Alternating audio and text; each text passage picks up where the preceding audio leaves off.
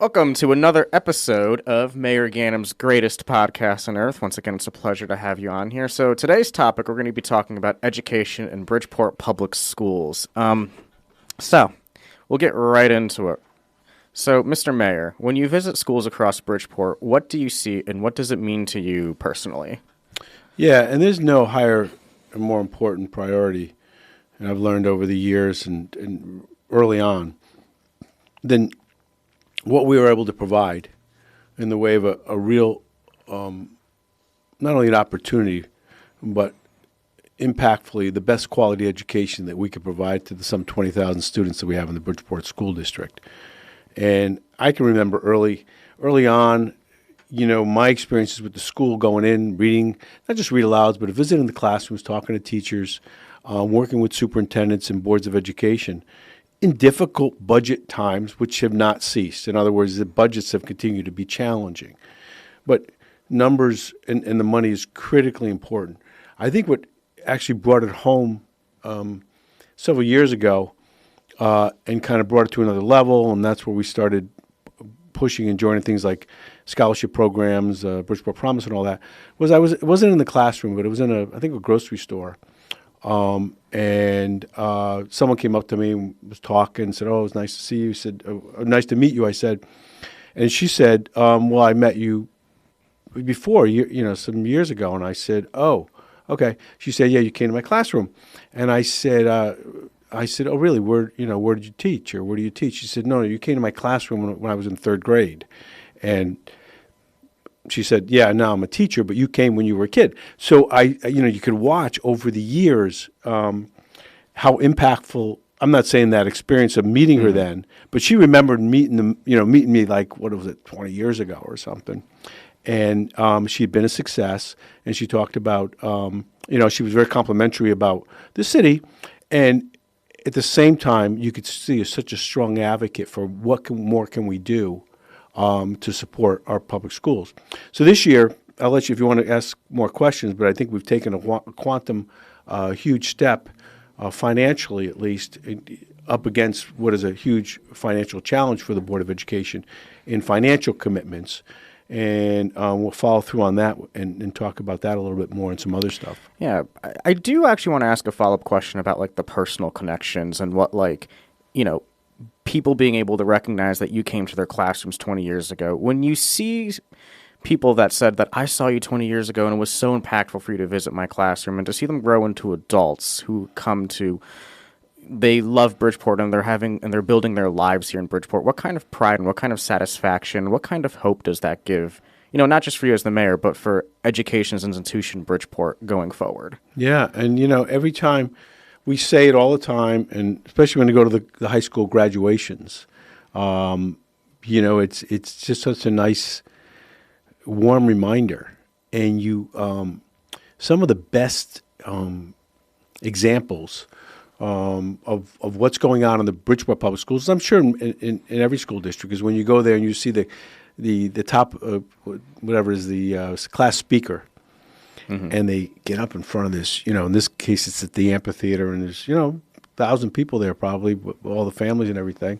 And they make these such impressive and powerful speeches about, maybe it's not about their education, maybe it is thanking all the people that helped them get there. But, it's a real nice moment to see what a community does coming together to support young people and what can happen. At the same time, we've got more challenges than probably, 169 cities and towns, 167 school districts in Connecticut. We're 1, 2, or 3 in needs. I think we're number 1 in needs that are not fulfilled. And I've complained about why we're there, but most of it's financial.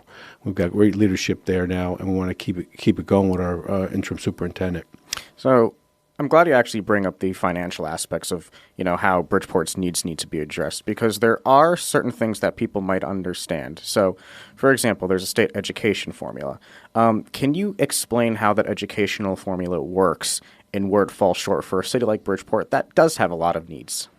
Yeah, I can address it. I can't explain why they've allowed it to become the formula that it is now. That's not what it was intended That was never the intent of the formula. The formula has allowed to lapse for over 10 years. A formula that should have been indexed as the costs in the world, in every aspect of life, go up every year. There was no index. And for Bridgeport, it meant basically being able to contribute less money per student, less money per pupil than was intended, and that would meet the sufficient needs. So there's a lot of reasons why the Bridgeport Board of Education is somewhat of in a unique position, and not a good unique position financially. But there's a lot to be said as to the formula not meeting the needs that has allowed this accumulation in part of what's now a really big financial problem for the Board of Education in Bridgeport. That we have to step up, and that's why we've made such a huge commitment of financial dollars on the city side, but need the state to really make the commitment to allow us to continue, even at the levels they're doing now, which are minimal, in my review. In some areas, need to be addressed in specifically. Mm-hmm. Would you actually be able to talk about, how schools in Bridgeport do more than just educate, right? What does that look on the ground for your students and families? For example, we actually just had a lot of class visits come to the library, and it was a pleasure to do. And I was able to see exactly just, how impactful the teachers are in children's lives, right? In ways that are more than just educating them, but in ways that are building their character. And so I was able to see that firsthand as a librarian, just having these kids come here and learn about what they can do in the library. So what then how do Bridgeport schools exactly help shape the lives of your pupils in ways that go just beyond education, but building their character? Yeah, first, and just let me say about the Bridgeport Public Library system, we've got, one of the best public library systems anywhere. Mm-hmm. Great facilities that, the library board and the administration have, enhanced this facility in particular, which is beautiful. This room, which is spectacular, creates this opportunity for discussion. I mean, I guess we could do it, with two mics, with the lighting all messed up, but it makes it easier and I think more appropriate and hopefully a better way to communicate with people. So I want to thank the library, Bridgeport Public Libraries, and all that you continue to do as a library system, and then segue into the educational component that you help provide as well. And even in the vast number of students and young people that get to the benefit of it. An urban district like Bridgeport with 20,000 plus students, and the number goes up and down, with language barriers speaking, used to say 57 languages, and I think it's probably, when you include dialects, more than that, speaking, let's just say 57 or 60 plus different languages in the schools. Meaning, whatever percentage that is, and it's a high percentage, are not English first, so you have a language barrier. Coupled with, as was touched upon, Bridgeport's financially not a city where disposable income or median income of a household is on par with the surrounding communities or most of Connecticut, so we don't have a lot of money at the home. Breakfast is provided. We have free lunch programs. The after-school program, which we started some 20 years ago, which allows young people, parents, maybe single-family homes, to have their students have a place to go after school within the building, safe, conducive for either homework or after-school activities, sometimes sports activities, or whatever the facility the school can provide. In some, I think we originally had 20-some locations. I'm not sure the number now, but a huge component to the family challenges of many Bridgeport families, where now your son or daughter can stay into the school till 6 o'clock. So those type of things, they could be common in our many of our suburban counterparts, but not to the level or degree. Without even talking about special needs. Special needs is called special education. It's a percentage of students in the world, percentage of people in the world, but in this case, children that matriculate through our schools and other schools that have needs that cannot be met by the normal classroom. And it's nobody's fault. It's just the way it is. Maybe there's someone in a wheelchair. It could be a physical, and maybe that works in the classroom, maybe it doesn't. But someone who has some type of learning challenges.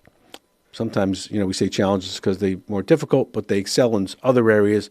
And so you kind of have to figure that out to best.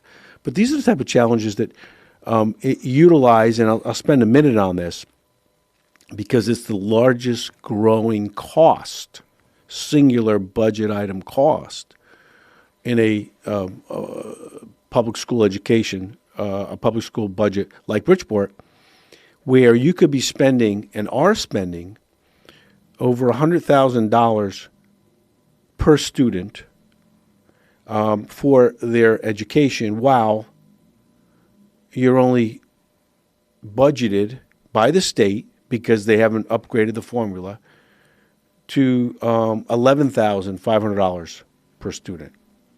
Now, I'm sure there's some added funding that we get for the special ed students, but it doesn't take it to where it's not a budget breaker. And this is said with a part that's important, that we have to spend this money because these individual needs are critically important, and we want every child to have the opportunity to succeed.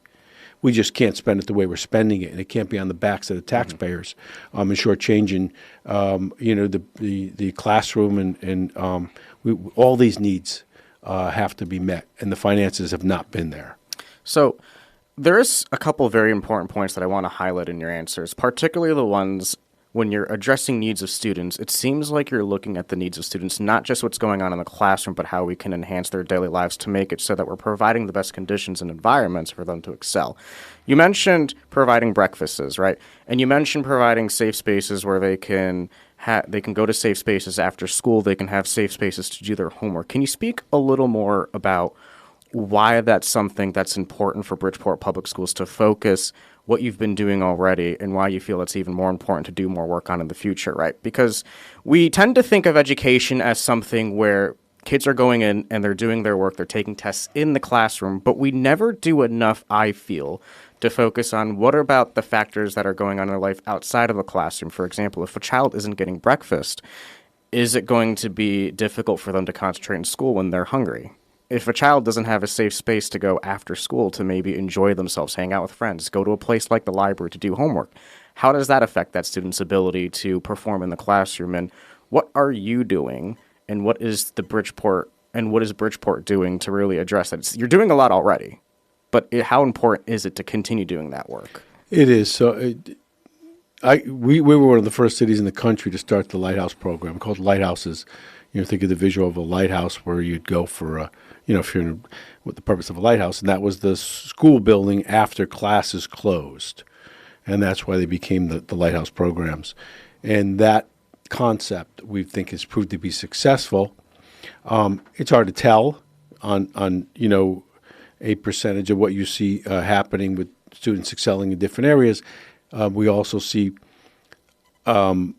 where a number of former Bridgeport students have come back and now play a role, as we said, with that woman who said, "Hey, you talked to my third-year class, and when I was in third grade, your third grade class, and you see that, and we see it in city government, and it was pointed out here.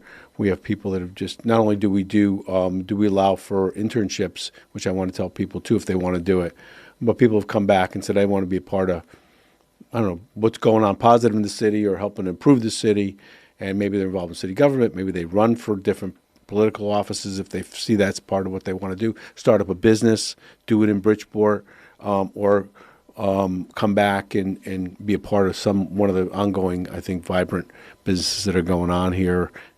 So it's good, but we need to do more. We're asking the state legislature this year, before the session ends, to provide a substantial amount more money for the Bridgeport schools because they need it. We've ponied up the largest amount, $10 million over the next 2 years, $5 million a year, for the Bridgeport schools from the city budget. More than they've ever gotten before, and we need the same type of commitment from the state to get us there. And this is a constant commitment. Once you put the money into a Board of Ed budget, you can't cut it the next year by law. So it's a perpetual commitment. So if you want to say how much money more it is than we've been doing in the past, we could add it up into millions and millions. That doesn't still go to address fully all the needs.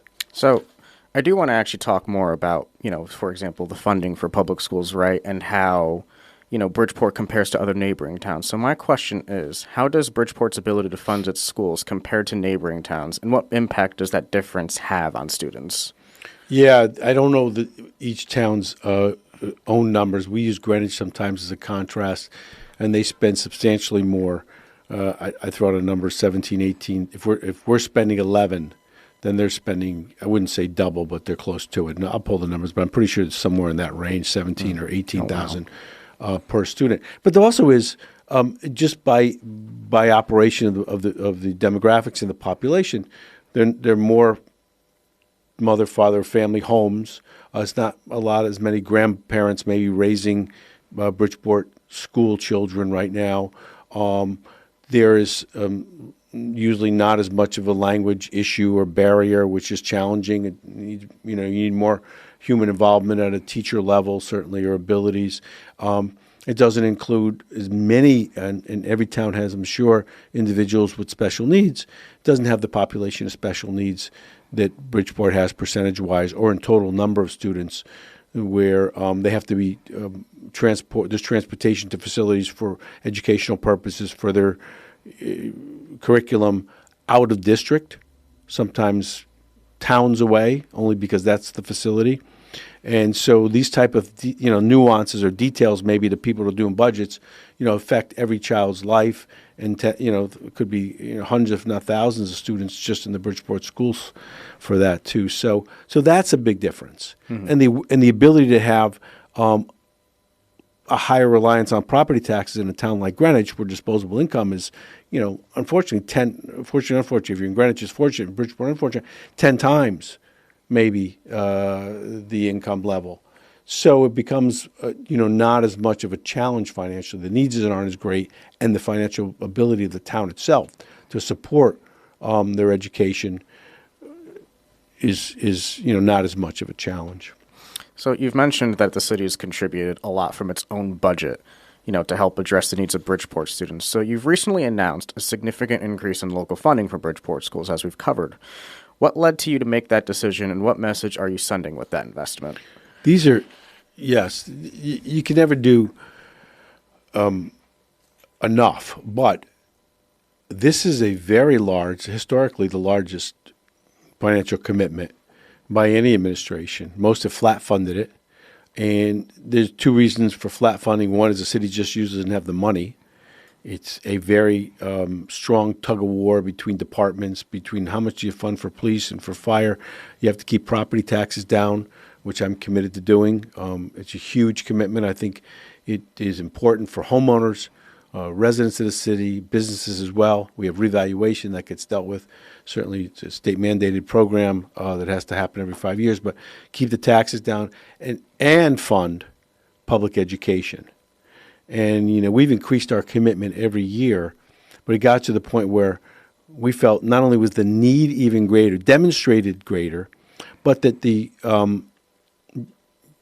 cuts, if you have to say cuts, the adjustments where they had to be made, the priorities of funding where they need to be spent and not spent, seem to be made on sound grounds. And if it means a commitment to our young people, to this generation, we want to make, and we are making that commitment now. So I feel very strongly about it. It's going to take a continued partnership with the superintendent and with the state of Connecticut, our delegation. I think the governor's stepping up on education funding too. It's going to make a big difference in turning the corner over the next year. So I do want to actually talk more about state funding. So what specifically needs to change at the state level to make education funding more fair for urban districts like Bridgeport? Yeah, I think the bill or the law or the change that has the most likelihood of succeeding and everyone around it is one that increases what's called the foundation. So the foundation is almost what it sounds like, a financial foundation or a base amount. And I think it's $11,500 per student for Bridgeport. And that would increase. I'm not sure what the amount it would increase to, but I think the gross number, is millions of dollars, so it would be impactful. And I'm not sure the timing, how much of that happens in the first year. But the second point that's made and is contained, as I understand in the language, at least that I'm supporting, is that there is a index, a financial index, whatever, CPI, I'm not sure what it's tied to, that would annually obligate the state to increase that foundation. Cost of living, again, I don't know what index they tie it to, but they tie it to an index that is supposed to represent some level of anticipated increased costs. I mean, that's just smart budgeting. It doesn't make any sense to add up two and two and try and get 5 if you haven't included additional funding to get to the increased number you're going to need. We all know, I've never seen a Board of Ed budget go down, and I'm not saying it should. There's increased costs and increased needs. I mean, so that needs to be the second part of it. It has to increase the foundation to a level that's acceptable to meet the needs that we have in Bridgeport. I care about every student in every school district across the state, but I'm Bridgeport, and I want to make sure that we get our fair share. I don't think we've been getting that on the foundation. And it needs to be supplemented where it can be right now, if we have to play catch-up, whatever it is, but they need the funding. The teachers work hard. They don't do it for, they do it for pay, but they don't do it from the heart. So does everybody, I think, that's involved with or attached to or has made a commitment, is employed by or leads at least our school district. I see that when I go to the classrooms. And we need to be ensured that we're not going to be back, a hat in hand, as we say, up to Hartford on bended knee saying, please, please, again, we need more money just to meet needs every year. They need to put the index in there. And that makes a commitment going forward. So those are the things I want to see happen. So at the end of the day, what do people across Connecticut need to understand about Bridgeport students and the needs that need to be addressed and the challenges they face and maybe hopes that we have for them in the future? Absolutely. I mean, it's so important. The way Connecticut's set up, the system, the way a political government is set up, it doesn't enhance regional approaches. We have 169 cities and towns. There's no state government. And that's why when I go back, I know that you say I jump around, but when I see seeing us locally working together on a lot of different issues on a regional basis, I think it's very important. I think that the region then, communities, again, use Greenwich because they're the extreme example and they're furthest away and maybe they're not going to hear me and get upset by what I say, but they need to recognize that, Bridgeport, the needs are greater just by demographics.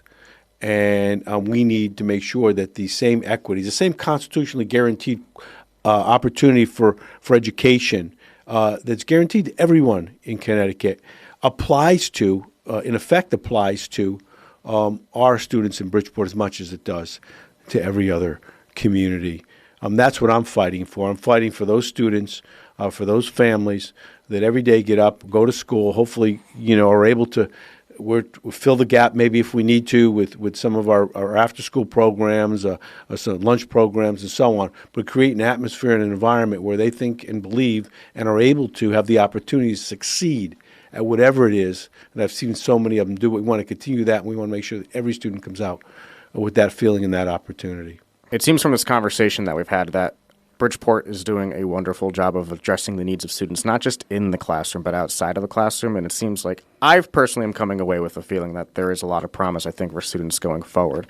And it seems like Bridgeport, as a school district, is really committed to making sure that they are getting their fair share because they do see the needs of their students and they are working hard to make sure that they're fighting for them every day. And I think that there's a lot of potential going forward for Bridgeport Public Schools, for the Bridgeport Public Library system to really create an environment where students can excel, where students can achieve, and where students have a fair shot. That no matter where you are born or where you're attending school, you can become who you want to become as long as you are willing to put in the work and the effort and you have the tools to do so. And the tools is really, I think, what's going to be provided here. So I appreciate, I think, learning a lot more about how Bridgeport Public Schools are really trying to build not just the educational background of their students, but of the character of their students, of caring about them as what they're going to be doing as good human beings within society. And while you obviously have a lot of work on your hand, and there's a lot of work to be done going forward on this, it does sound like I, at least as a former teacher, am coming out of this with a sense of pride that like, and a sense of accomplishment of what you all have done for students now. And I saw that, by the way, when those kids came here. I saw how their faces just lit up around their teachers, about how their teachers enjoyed engaging with them, right? That personal connection those teachers are forming with them. That's something that's invaluable to students, and I saw that firsthand. And I can see that there's great work already being done. And hopefully we can have more class visits here, because I had a blast doing it. But thank you so much for talking about education on Mayor Ganim's greatest podcast on earth. Once again, it was a pleasure. Thank you so my much. pleasure.